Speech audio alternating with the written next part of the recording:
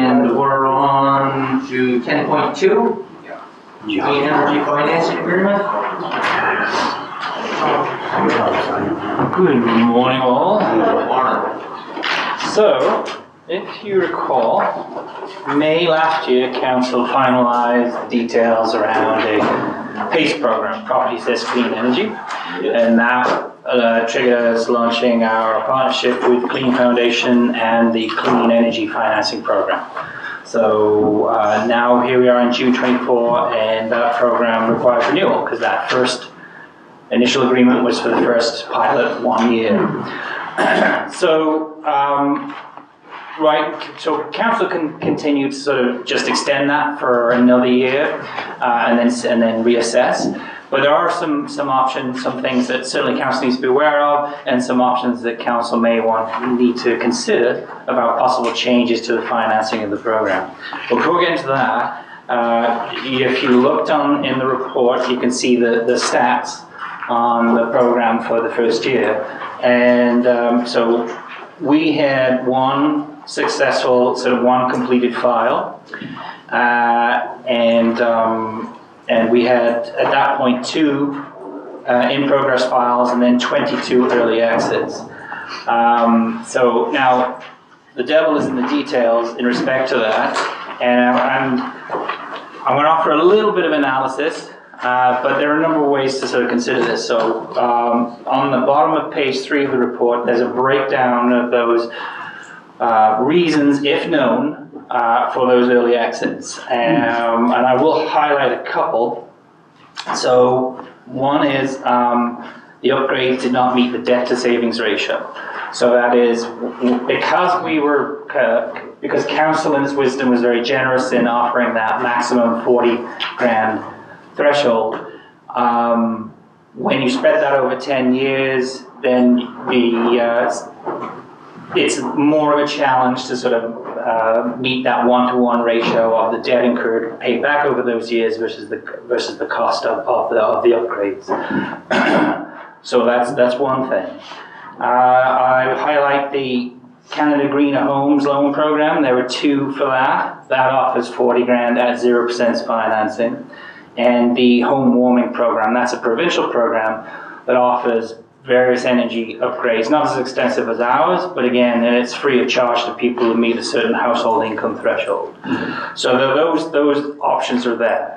One person specified the interest rate, our current interest rate is too high. As of mid-May, it was 7.2, but as of early June, it just came down to 6.95%, so that's Scotia Prime. Again, that was the decision we made based on how to finance this going forward. So that's a bit of a mixed bag in terms of the early exits provided. You could infer from that then the part of the barrier to access to that program is the cost of financing those upgrades. You could. So that's something to consider. The other thing, though, in terms of the overall numbers, is we are comparable to a number of municipal units who have been in the program for a couple of years. The outliers, obviously, are the more successful and established ones, such as Modals, Town of Bridgewater's, Town of New Glasgow. So those have a much more success rate, and they've been around and they're doing it. You could, and you'll notice I'm hedging my words here a little bit, but you could draw an inference that perhaps the financial terms of some of the other municipal units perhaps enables more uptake. So, for example, Modals offers a 2% interest rate spread over a 15-year term. So that helps reduce that barrier to access. It helps address that debt to savings ratio over that longer term. So there's a number of ways you can juggle this out. The one thing, so initially, I was thinking, scratch that. There are two ways we can go forward, I think. One is just to stick with as is and see how it rides out with some more sustained promotion. Now, Jennifer and I talked about ways in which we can do our own additional promotion. Clean does it and does a great job. But I think there's more that perhaps we can do Just let people know. Exactly. So, and explain that. So there's more that perhaps we could do on the ground. So we could continue doing that. On the flip side, council could consider changing the financial terms of the program. So, and we ran some numbers, I ran with Tim some numbers that looked at taking what Modal does. So 2% financing over 15 years. So that would still work with the reserve allocation that council approved prior. So it still would fall within that. Because it's highly unlikely that everyone would, be accessing the full $40,000. And in fact, so of those that were early exit last time, 5, so that's of the 22, 5 were at the full 40 grand estimated. And even the one that was completed, the maximum financing awarded through Clean and its estimate was just over $24,000, but the actual cost was 15. So again, there's a lot of leeway there once you get into the details of the application of those energy upgrades to homes. Could I ask that question, Jonathan? Yeah. So anybody that's applied for the greener homes and the other, does that, or if they apply for the municipal Or piece of it. are they excluded from the greener homes grant as well at all, or no? Does one conflict with the other? Not that I'm aware of, at least for us. I don't think there's any. Okay. It would be dependent on whether they can bear that financing. Just when I was reading the report, when I was reading about how the greener homes grant would be way more attractive to me. Yeah. If that was me. Yeah. So.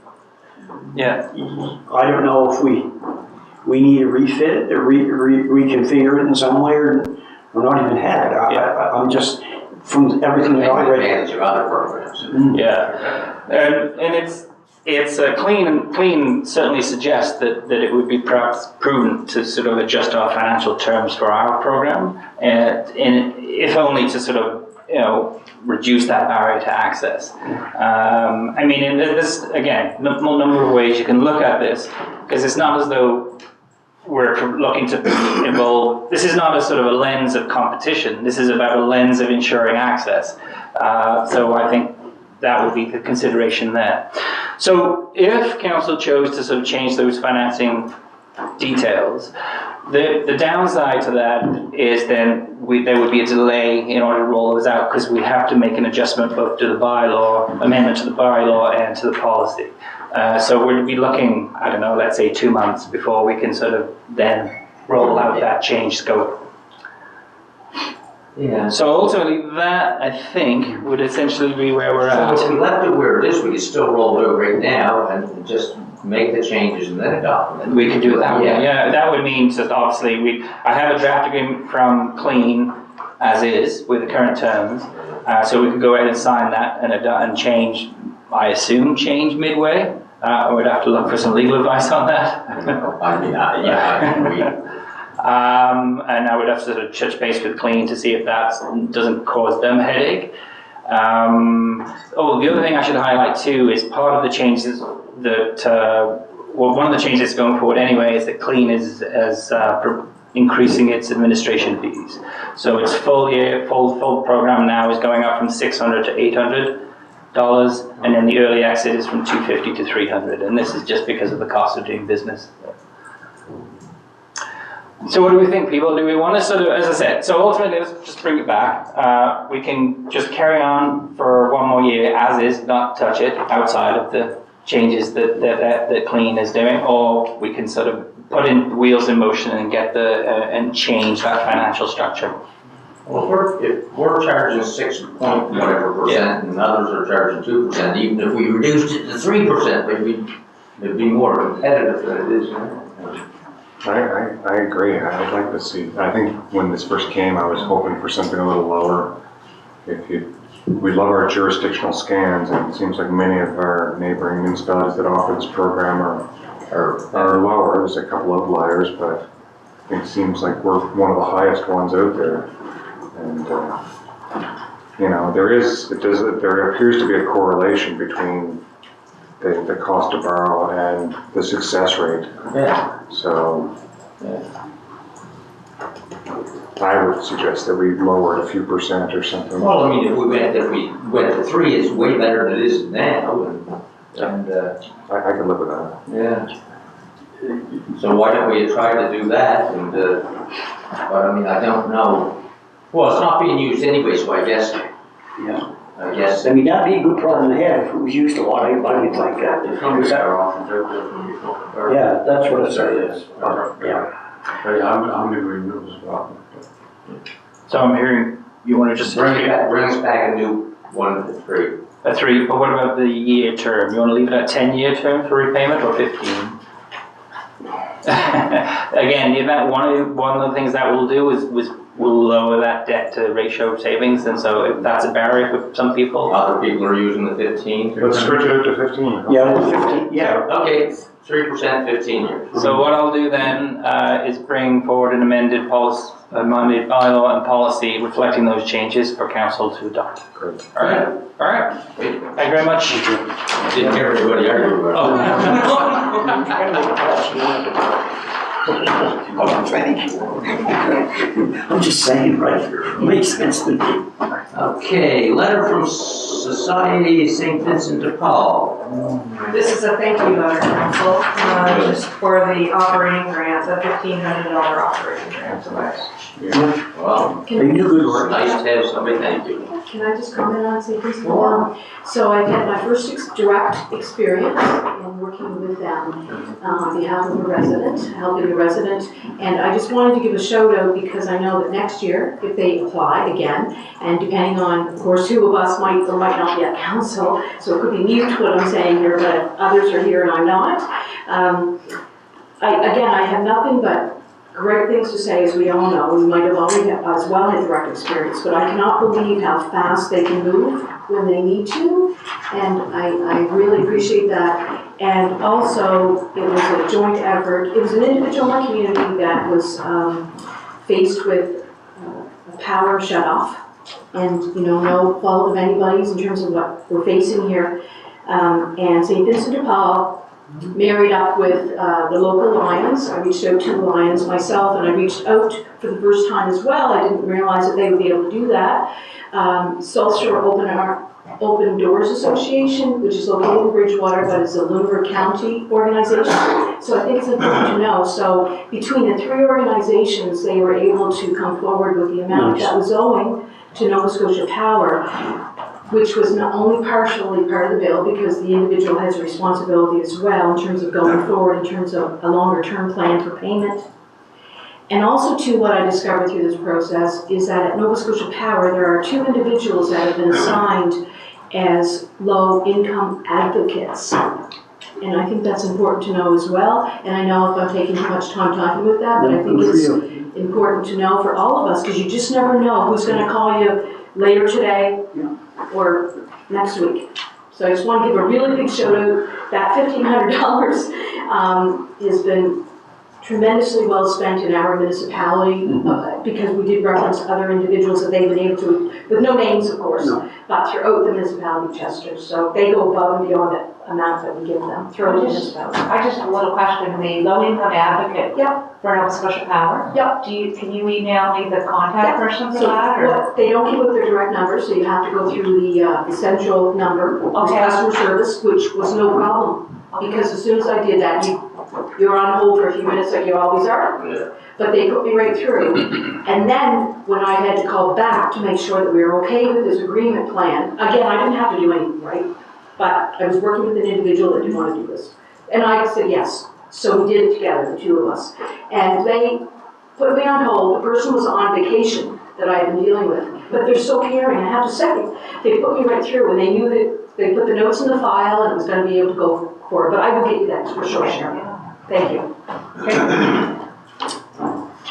So, 11.2, letter from Ian Rankin, and Fred, I think is he going to speak to our ability to deal with this?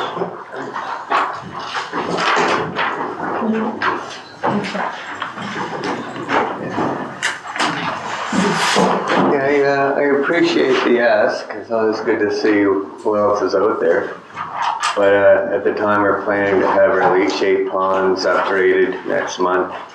So we really don't need the extra traffic. And actually for our septic facility, we're also getting ready to dredge that, you know, clean that out. So it's, at this time, we really don't have the capacity.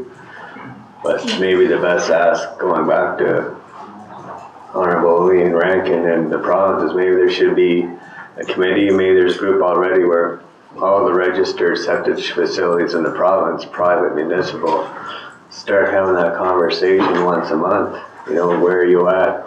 Or do you need upgrades, so people know what the capacity is? Because with the population growth, we got to be ready. Even our own site is limited now with that last expansion. We would have to move to another site if we wanted something bigger, so.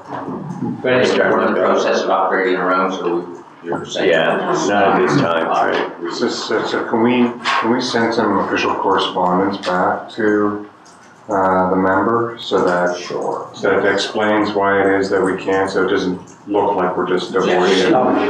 Yeah, that's not a problem. It's because of issues with our own system at the moment that upgrades, as opposed to, no, we just don't want help. Because we can perceive that way sometimes. Okay, so you can draft something for them.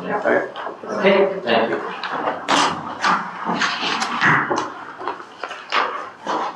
Okay, 12.1, planning matters, community development, recreation development agreement, the wheelhouse. I'm in conflict. Let the record show that Andre Vino is declared conflict. Can I also ask, you guys were discussing this in camera, but can I also ask that, are they not supposed to leave the room, the people who have a potential conflict of interest? No, they don't have to leave the room. They have to, they just cannot sit at the table, cannot participate. So, Those are the rules as I understand them. Can I speak to this on the issue of conflict? When this was first considered at council, I declared potential conflict. It was unclear whether or not there might be a conflict. can you speak up, please?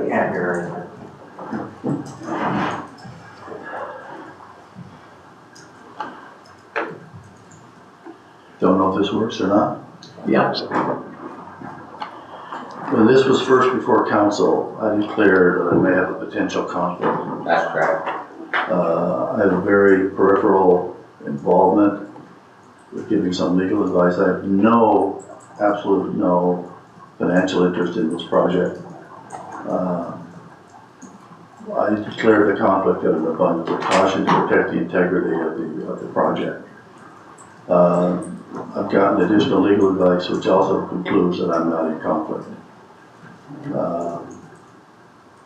But because of the potential, because I have given some advice, I'm going to declare a potential conflict and not participate.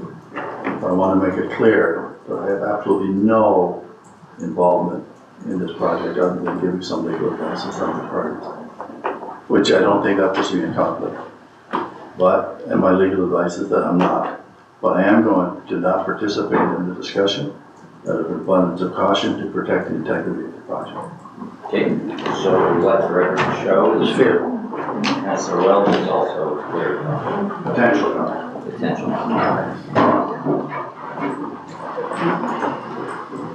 Okay, floor is yours. Okay, great. Thank you, Council. So what we have today is a development agreement request for a 24-unit housing development on Commons Road. The project has been dubbed the Wheelhouse by the applicant. So we've received an application, completed application from Ad Astra Capital. And as well, the current property owner, Lobster Point Holdings, would both be parties to the draft development agreement that's attached to the report here. Apologies, just get on the right page here. I thought I had it. So yes, so the zoning of the property currently is the mixed use zone. That falls under the settlement designation under our municipal planning strategy. And in that zone, it permits residential uses of 12 or more dwelling units per lot by development agreement. And so that's what triggered the development agreement in this case. The proposal, as all development agreements must, submitted a number of documents and information, and so that it states that the development will be serviced by a series of 2 drilled wells with an accompanying storage system that will provide water during peak usage times. We also received confirmation from Nova Scotia Environment of a proposed on-site system that was acceptable to the Department of Environment. The street, in terms of Chester Commons Road, it's a provincially provincially owned and maintained street. And the development includes 2 access points onto Chester Commons Road. We've sent a copy of the plan off to Department of Transportation, and they did not raise any issues in terms of concerns around stopping site distances for the access points, that kind of thing. The site itself was previously 5 parcels that have now been just recently consolidated into a single lot that will house the development. There's a history of sort of mixed residential use over the years. There have been a number of structures, including houses and barns and other outbuildings on the lot. But today it is essentially vacant, as you can see in some of the photos here, with some small trees and vegetation in select areas. Let's see here. As I mentioned, we've received all the documents and information to meet the set of policy analysis that we do for any development agreement. I guess I'll highlight a few things here. So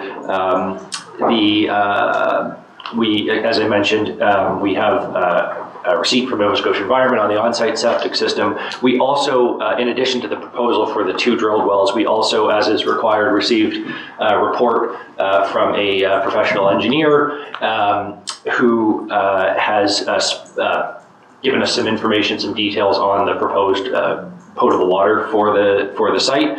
And so according to that report, which is based on existing well log data and testing in the area, there should be sufficient capacity with no negative impacts to neighboring properties.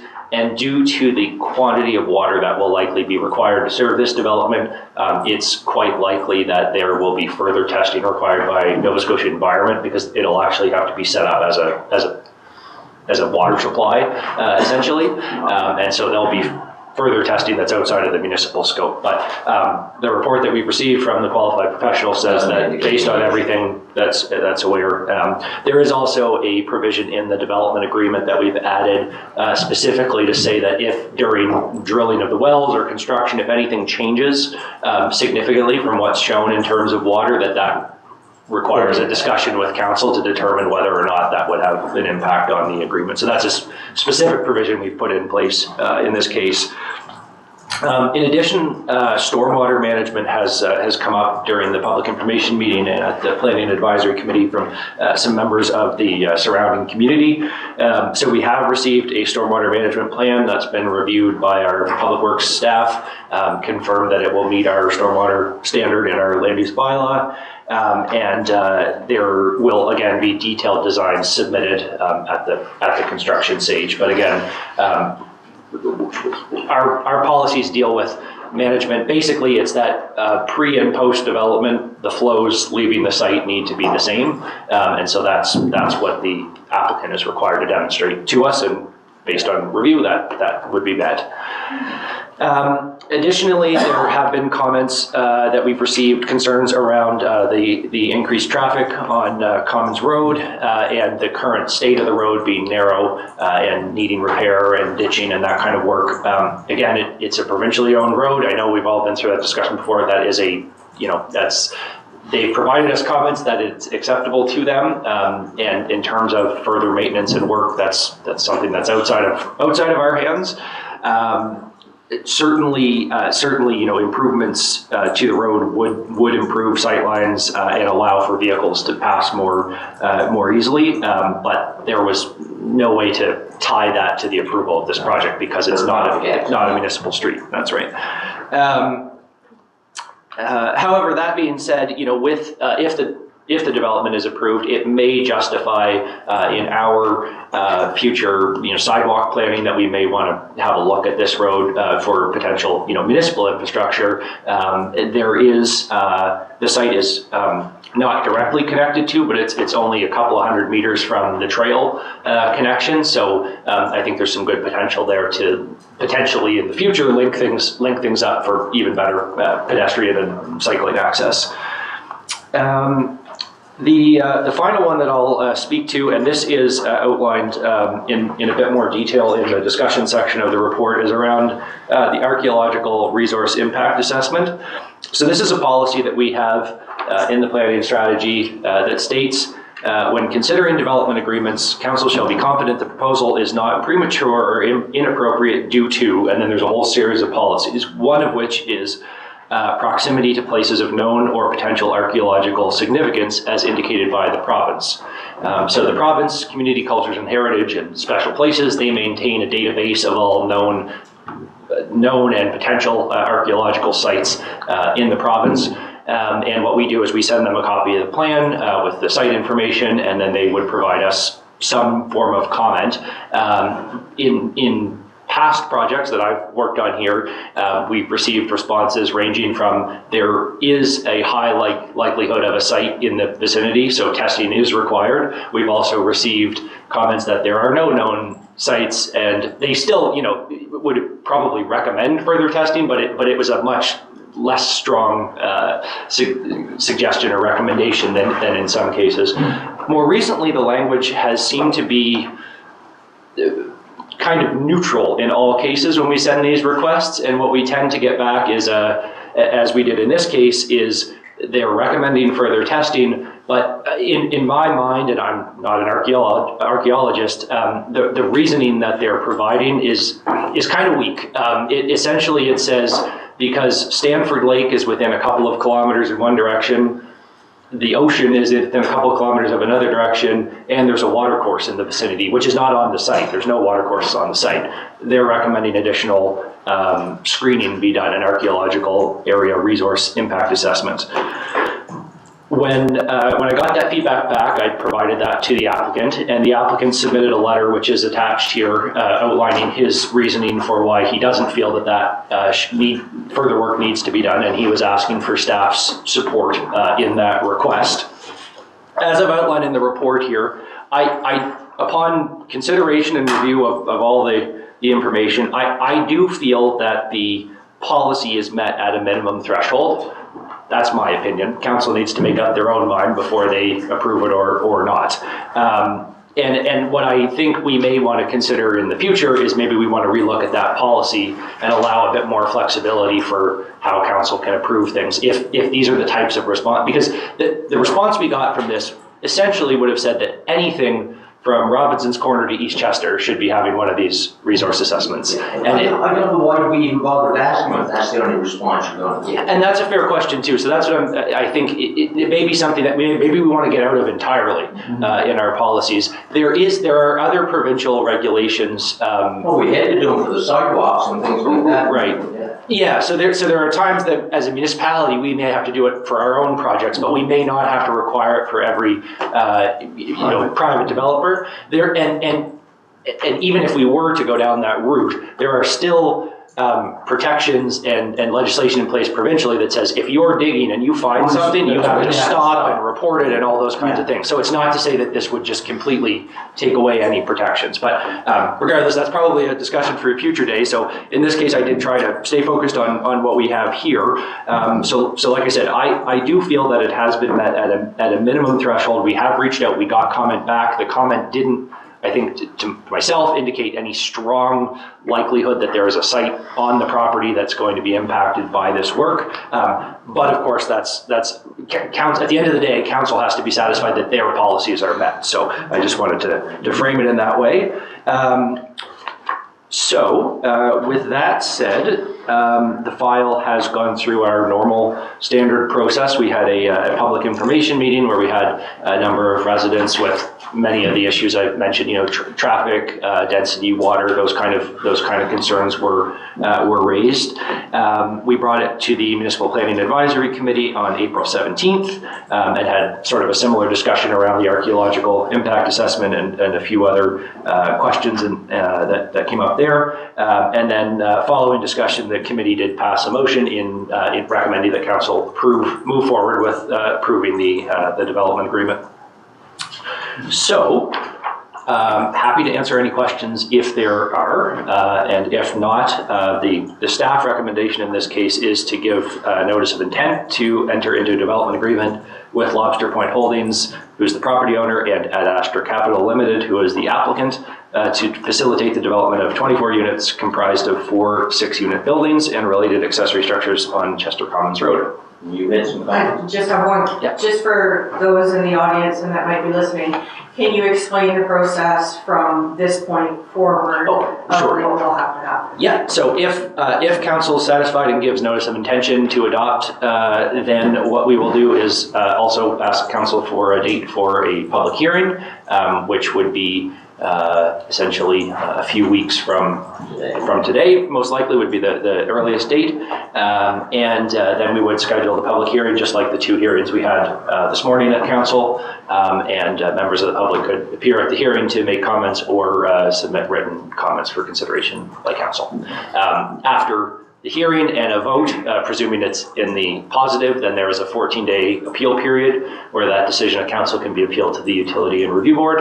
And then following either the expiration of the appeal period or the resolution of any appeals, then the development agreement is signed and registered against the property, and then they can make application for permits to begin the work. Thank you. Okay, comments, people? Yeah, sure. So I have place great faith in our committees of council, if you will, and the Municipal Planning Advisory Committee in this case. So Abdallah, I know that you're on that committee. Yes. I'm not sure what was the chairman you want. Okay. So there was a hearty discussion, Yes, and it's moved through the MPAC. Yeah, with a motion. strong support, yeah, And from the actually, committee. I'm reading all in favor. Yeah, it was strong support for it. All full yeah, in the support committee, at that yeah. committee. Yeah. Okay. Although I know I'm not, but I would comment on that, Okay. if I can. But however, there was comment made about adequate water, and I know the committee were concerned about that, there will be adequate water supply on the site. And I know Department of Environment may request that a test well be done to determine if there's enough water supply. Is that something that we can ask, or is it something that we have no control over? So we received the report from the engineer stating that, according to test wells and available data in the area, that there should be a sufficient quality or quantity. We absolutely, yes, could ask for test wells to be drilled, for example. That is something that we I think, do have the authority to do. I think our policy would support us doing that. That may or may not sort of affect, which is fair enough, the time, the developer may have not intended to do that this early in the process, but that's certainly something we could ask for or ask for further information there. Well, the community, the people that lived in that area were concerned about their water supply, obviously. Right. And that's why. So it's essentially the level of detail that council would be comfortable with. We currently have something from an engineer saying that there is expected to be no issues and there should be sufficient quantity. If we were not comfortable with that and wanted to go to the next step, then I think that would be asking to prove that it's there. We do have provisions in the agreement that if Yes, there's a substantial show. that's right. Yeah. Actually, I'll get you to scroll to the agreement at the end. Yeah, because you mentioned something about that. Yes, that's right. And we have so it's in section 8 of the development agreement, which is after the staff report. Yes, Yeah, Lloyd. I'm quite surprised we asked for the province to give an opinion on the archaeological resource impact assessment.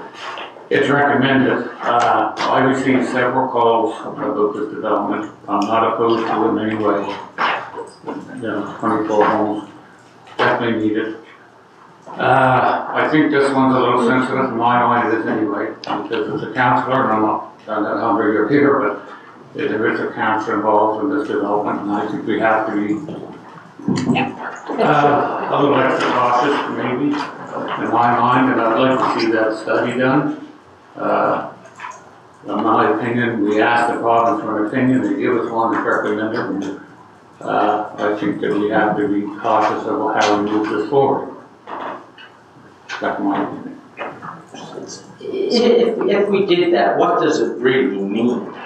So essentially, it would be the applicant would need to go back and through special places. They have staff that do this archaeological resource impact assessment, which is a specific study. Like if we did a wetland study or a water, it is its own thing. Are we sure it's the province that does it? I think it's. Well, I think they consultants. contract. Yeah, sorry, that's right.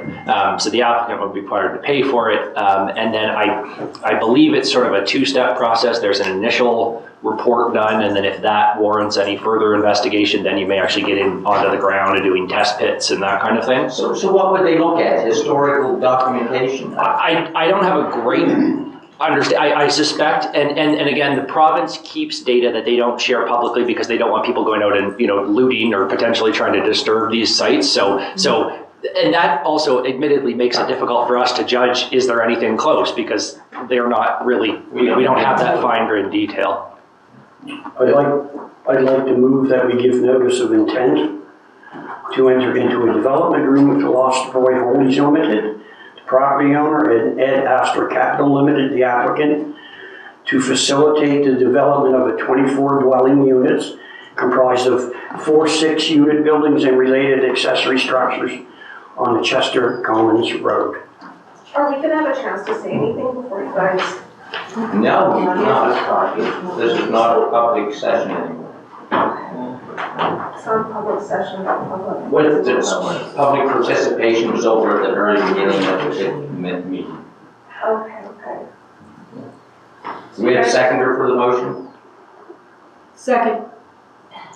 Further discussion? Well, I just want to know if we're going to get these things done before we That's part of the discussion. Well, the motion on the floor at the moment is to do it as recommended. That's right. What is recommended? So just for clarity, so the question had come up earlier. So on the screen here, under number 8, specifically 8.2, this was the clause I was referring to that I've added specifically to this agreement in relation to drinking water. So that basically, again, if any new information identified during drilling, testing, or operation that contradicts the information provided in the report that we have, then the developer would immediately notify the municipality and provide us all, copies of reports and relevant information, and that would determine whether there's changes to the agreement or exactly. That's essentially associated with water. Right, exactly. Yeah, I know this is out of the norm, but Floyd, in terms of what that, I'm just gonna kind of look ahead before we call for the vote here, right? Because even though I second, it doesn't mean, like I think, actually, Councillor Vino used that expression last week, just because you move for second doesn't mean you're gonna vote in favor, right? So, just, again, it's out of the norm here, but I'm looking for other conversation. So, if other new information is discovered, contradicting the information provided in the documentation, blah, blah, blah, that makes me comfortable. Does that make you comfortable? Well, I know that if they find something of historical nature. Oh, yeah, this is only drinking water. This has nothing to do with the archaeological piece. Yeah. Okay, so that's only the water, but what if they do? So on the archaeological side, that would be under provincial legislation around if you uncover artifacts, you're required to. So is there a general clause in here that says they have to follow all other, federal, provincial regulations? Yes. I think the policy, my understanding of the situation that we're in is that the policy we have around archaeological is a standard policy that's carried over for many years from different documents. And the nature of the advice that we're getting around the need for assessments we've seen a change in that. So it's probably time to revisit that policy, I think.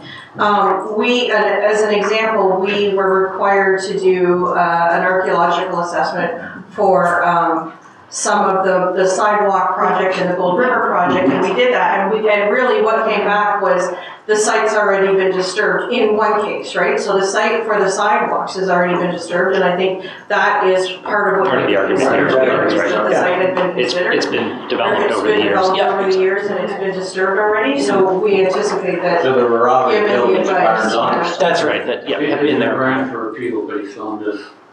Would that be grounds for appeal? Yeah, Yeah. so the grounds for the appeal is that council hasn't met the intent of the policy, and that the development doesn't meet the intent of the policy, so if someone feels that by approving this, that council has failed to meet that intent, that is appealable, and then that would have to be. Okay, I'm gonna ask for a report to go to. On the motion. And just to clarify, yes, there is a provision that says nothing in the agreement exempts the developer from complying with federal, provincial, or municipal bylaws and regulations enforced with the municipality. So anything else, yeah.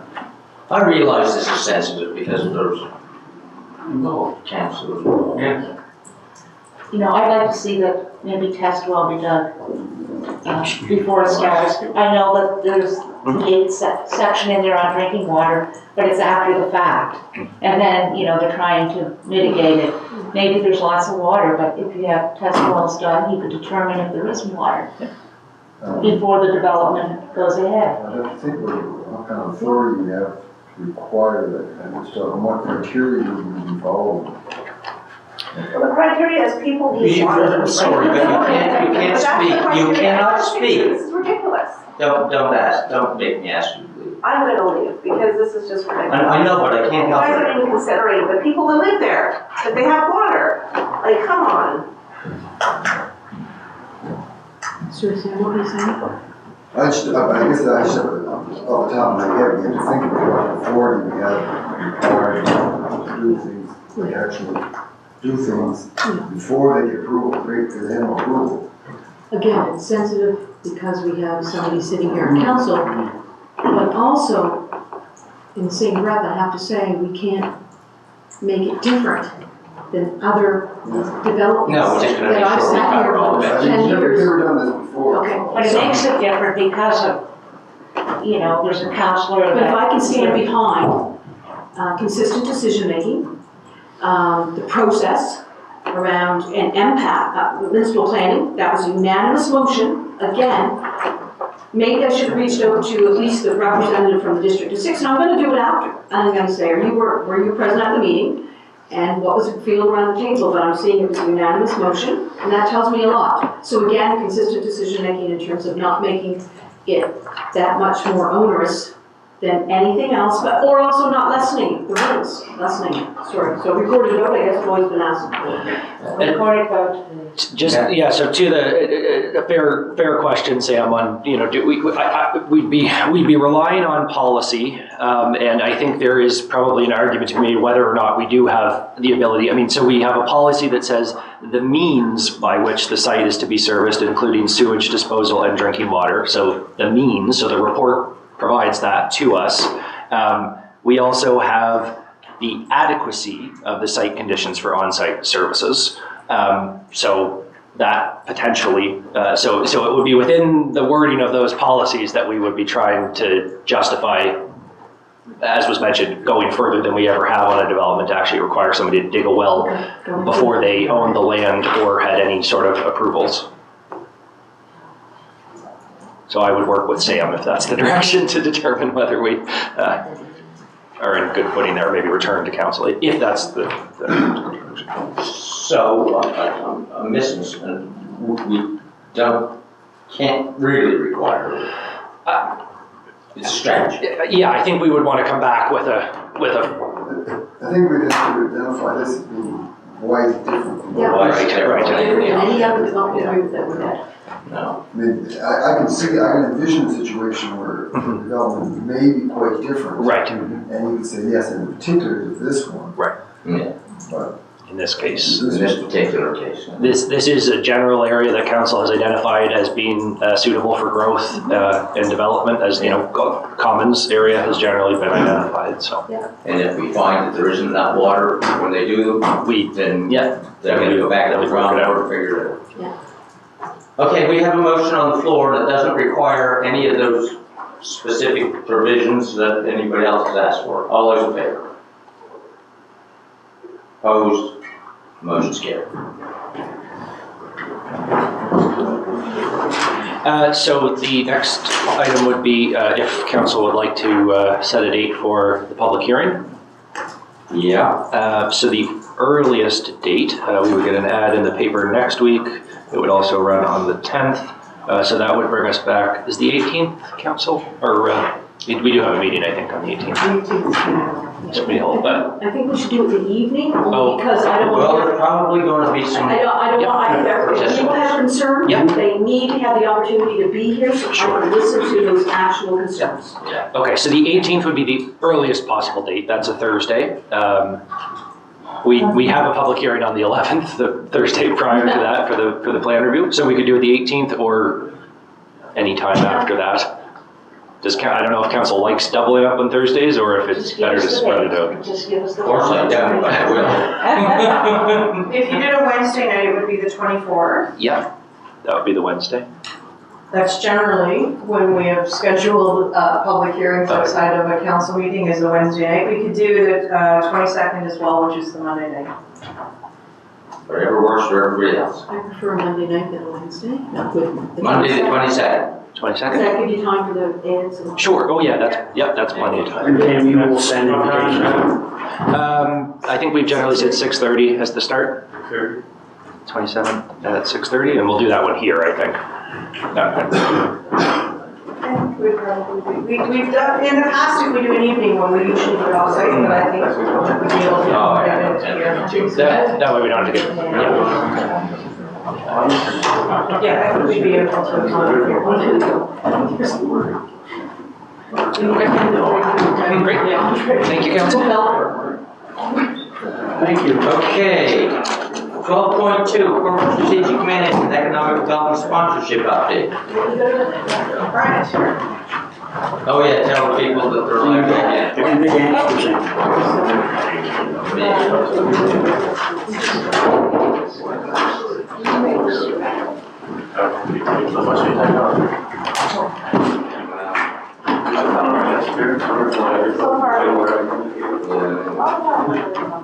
Yes, you just get going. Yeah, this one's very quick. It's just an update for everybody. No comments or approvals required, but just give everybody an update on the economic development sponsorships and grants. So there's one additional since the last time you've seen it, which is the $100 for the Golfer Charity, which is an event that took place this past week. So I just wanted to let everybody know that and see if there's any discussion. So.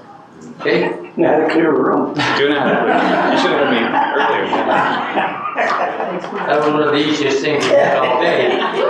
Of course, we have nothing to say, but we've already done it. Okay. Request for decision on infrastructure and operations mechanic heavy equipment operations position. Yes, as part of the operating budget that was approved earlier this year, 3 positions were noted for needing filling as part of succession planning. The mechanic equipment, heavy equipment operator was one of them, and we're just asking approval to fill that position and apply. Put the ads up. Well, we need it, so does anybody have a problem with doing it? Motion to approve option 1. Second. Second. Discussion. All those in favor? Opposed? Motion's carried. Okay, grant requests. Getting close. Chad's not here today, and my computer just died, so, we have a copy of it. Yeah, paper copy. We have paper copy, yeah. Yeah, so it looks like there's 3 district grant requests. I'm guessing that Chad has already had the conversations with each of the counselors, so you can either consider them individually or as a group. Individually. Individually? So district 3. Chester Brass Band. That's a request, I don't see the paper copy, but it's a $1,000 request. Yes. And I think there's another one that Yeah, you one have for the my same district. one. I'm going to recommend in my budget $500, not $1,000.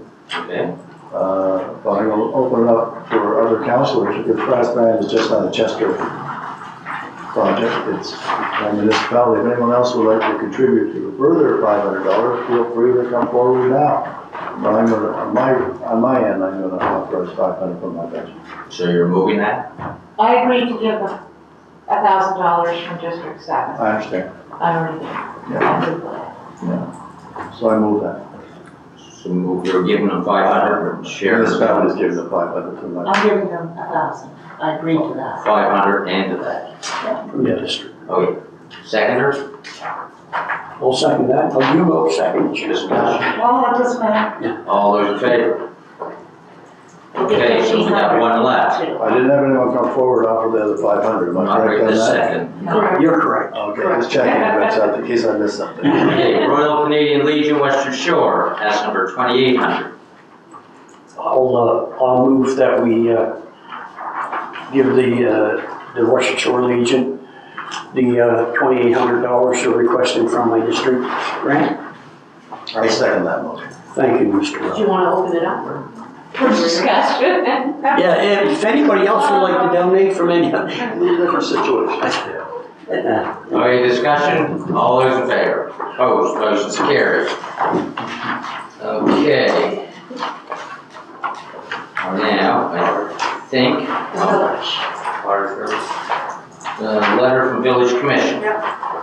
So this is a request for decision or a letter that's come from the Village Commission as administrators for the new Chester Fire Services Committee.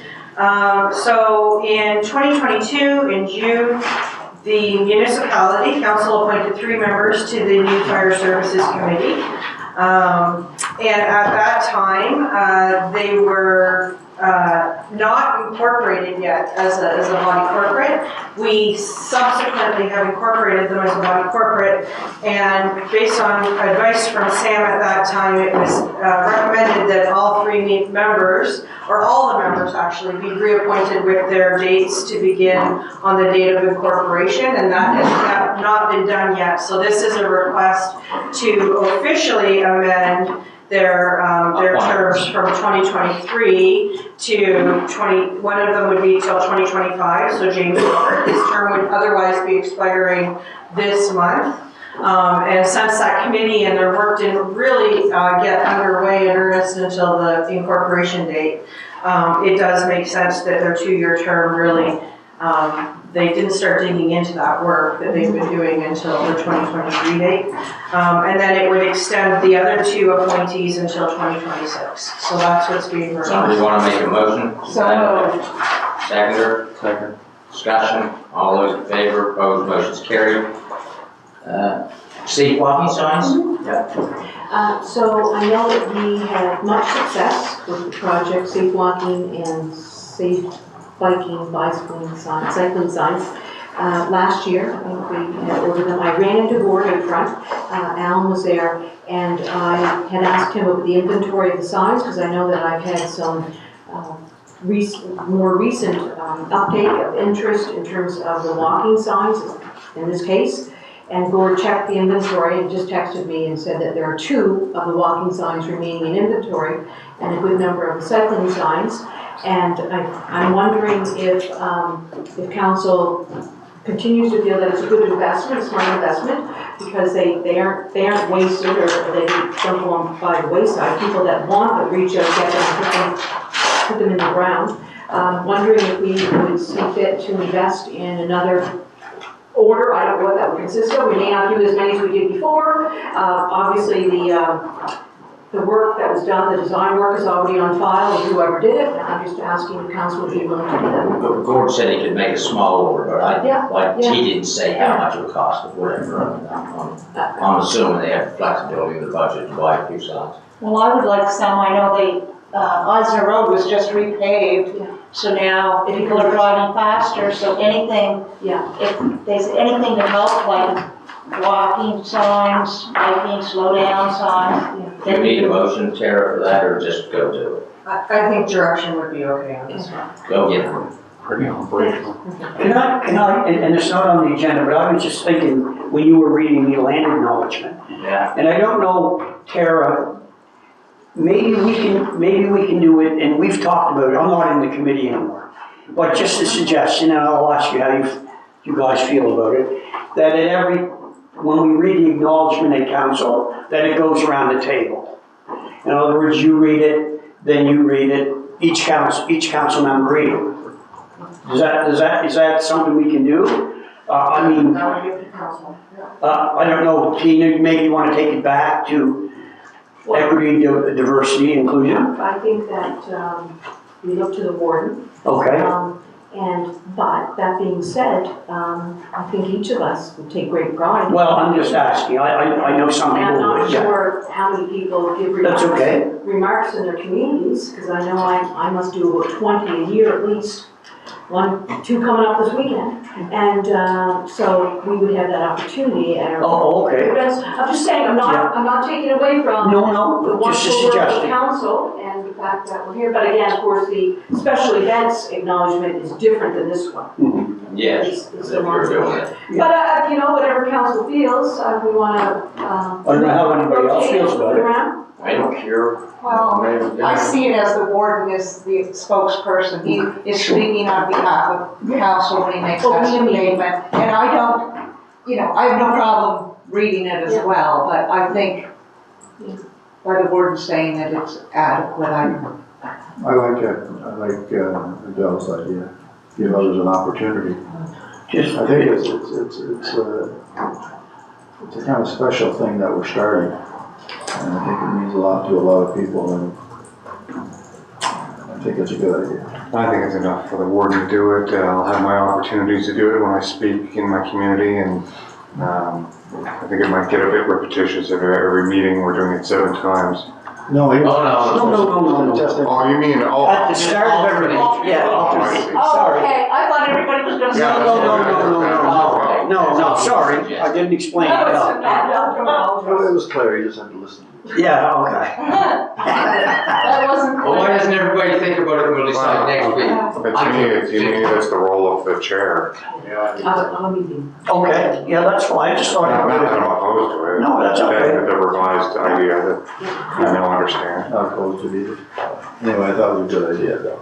Nice try. But then you get beat down. Okay, we're going to adjourn the council meeting. Just a second, one thing I just wanted to announce on the agenda is, the custodians of Zobel Library attended the resignation. Yeah, we are. I didn't know if you're aware of that. Yeah. So I'm gonna have to hear back from Tara, who's gonna go to that meeting with me, representing the municipality, when they're having a meeting. I need some from the municipality, so.